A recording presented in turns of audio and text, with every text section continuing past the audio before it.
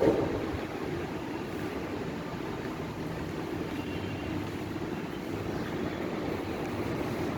I will discuss these two short topics: disposal of refuse and sanitation of mela, bear and fish. The second topic, the questions are invariably asked in the examination. So first, disposal of refuse. Refuse means waste material. So the lot has been taught to you about refuse. I will discuss the refuse in 5 minutes and another 5 minutes on sanitation of fair, mela and fish. Disposal of refuse. Refuse means waste material. What are the sources of refuse? Sources of refuse are house. We get the what we call as the waste material from the kitchen, waste material from the garden, house garden.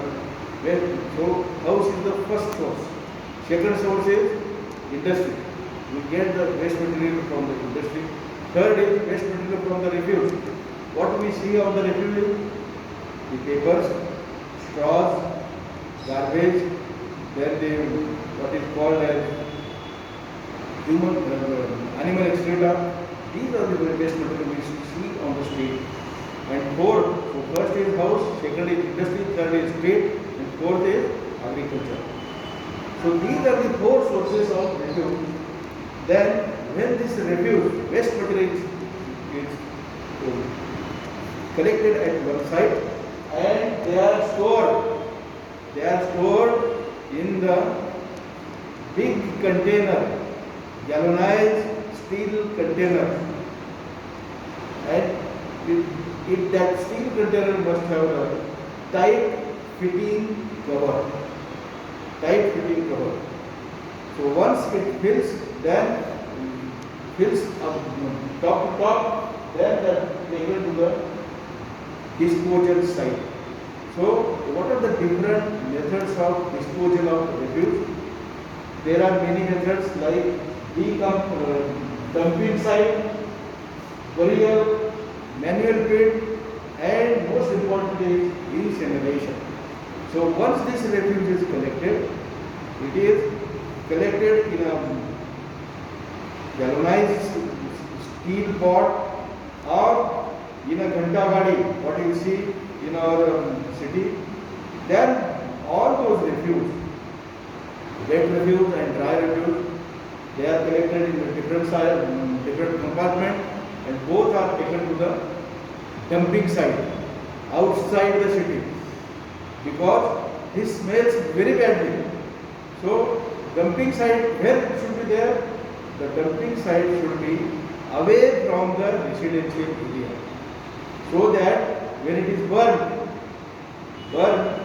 the fog or the fumes which releases, that will cause the air pollution, and it is harmful to the persons who are staying by the side of the dumping site.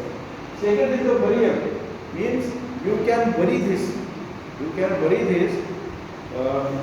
refuse under the ground. Third is burning. Fourth is manual pit. You make a pit and you collect in that pit. But most important, which is for your day-to-day practical is the incineration. Burn means we manually burn it. Incinerator means there is a specific instrument called an incinerator, where this dry refuse is burned. What it leaves behind is the only ash, rock. So what this incinerator has? Incinerator has the pre-constructed window, and means which has got iron rod, those are called as heating rod. It needs electricity supply, because the rod has to be heated, and when the dry refuse is put inside that window, incinerator, the burning will occur. So that refuse will get burned. So incinerator must have the window. It must have the why window opening, so that you can put it has two windows. One is for putting the refuse, and another window is for collection of the ash. So incinerator must have the two openings, one for refuse to keep inside, another opening for the collection of the ash.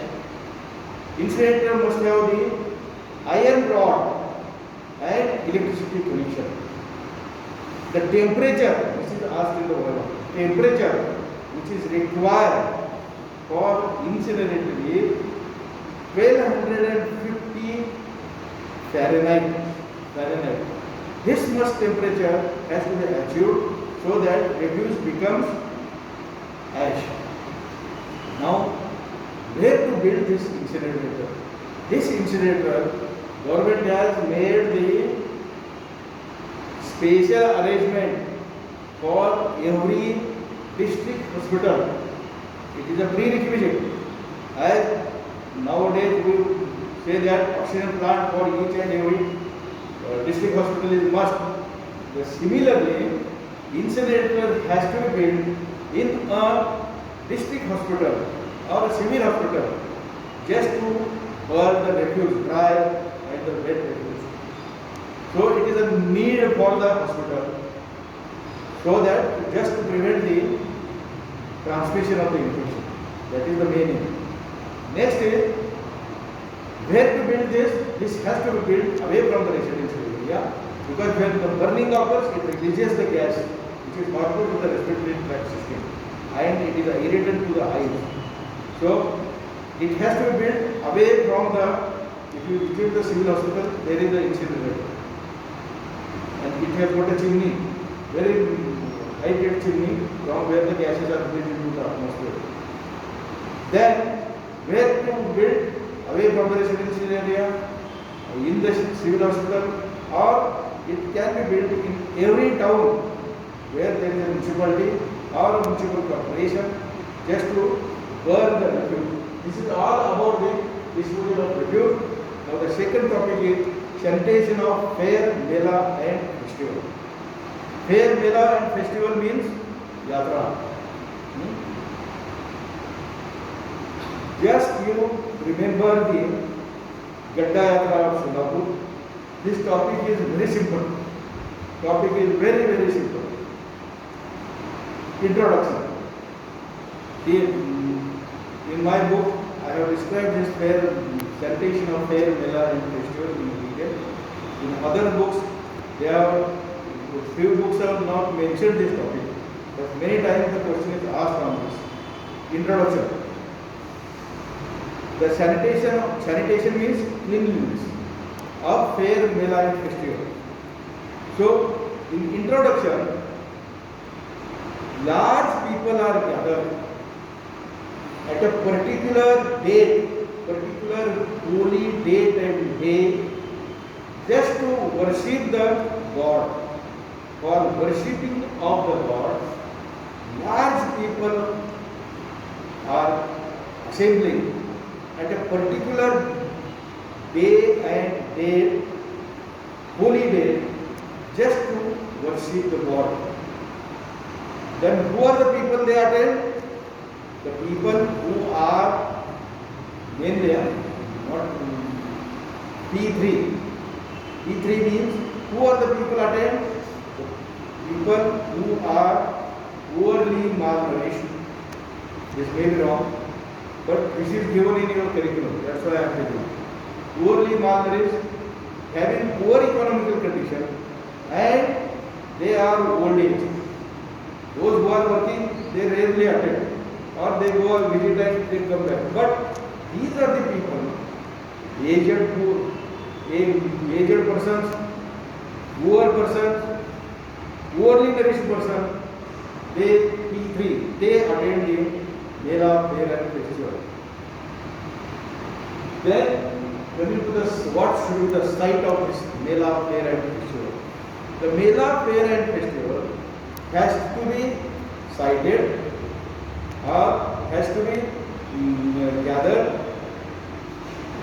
where the earth, there is a earth should be, it should not be soil, but it should be a high platform, and little bit the platform earth should be, it should be elevated from the ground level, so that whatever the extra water or drain material or used water, that can be drained away.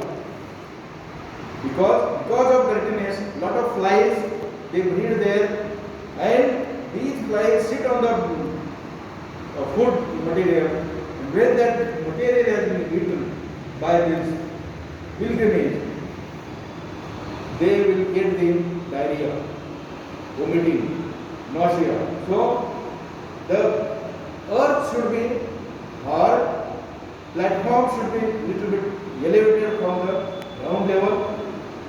So, and most importantly, this site, select the site in such a way that it should be by the side of or by the bank of river, by the side of river, by the side of pond, or by the side of the lake, so that water supply is easily available. Siddheshwar Talav, Siddheshwar Gada, Kumbar Talav, Revam Siddheshwar. So they are arranged in such a way. Then what should be the pre-arrangement for Mela, fair and festival? Pre-arrangement means every Mela, fair and festival, they select a committee called as Mela or festival committee, and this committee arranges the facilities which are required for the pilgrimages. Pilgrimages means the person who are attending the fair, Mela and festival. What facilities they need? They need housing, number one. They need pure drinking water supply. They need temporary construction of the latrines and urinals, and they need the better food supply, better hotels. To carry out all this, there should be a committee, pre-Mela arrangement committee, and they will appoint the persons, they will appoint the sweepers, they will appoint a chairman, they will appoint a minister for cleaning, for supply of the water, for providing the electricity, for providing the latrines. Temporary latrines are has to be built, temporary water supply has to be given, temporary police station has to be built, if there some to have the better security of that Mela, fair and festival. Better communication skill like mobile phones, telephone, and these are the pre-arrangement. Then the post-Mela arrangement. Once Mela is over means you just visit the after the Gada Yatra is finished, you will see the garbage all over and around the Siddheshwar Mandir and the home ground. So these persons should be appointed for cleaning of the refuse. If the temporary latrines are built, they should be filled with the soil, and it should be leveled according to the level of the earth. So temporary latrines should be destroyed, temporary dwellings, housing, they should be removed, all garbages, waste material collected and taken to the dumping site, maybe incinerator. So this post-Mela, why this has to be done? Otherwise, there will be the outbreak of GI tract disease like diarrhea, vomiting, dysentery, even a cholera outbreak, even a temporary vaccination center for against the cholera has to be built there because many people come there. So this is the Buddhist